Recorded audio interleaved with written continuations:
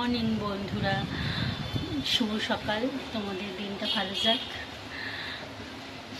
আর দিকে কাল থেকে যে বৃষ্টি শুরু হয়েছে, তো শেষ হওয়ার নামই নিচ্ছে না।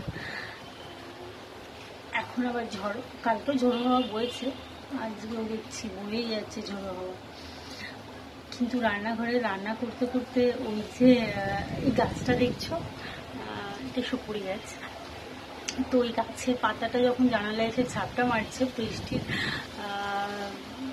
ফোঁটাগুলো গায়ে এসে পড়ছে। তো এত সুন্দর লাগছে।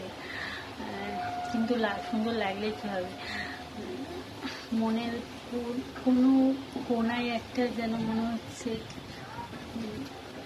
কি যেন হারিয়েছি জীবনে, একটা আলাদা মুহূর্ত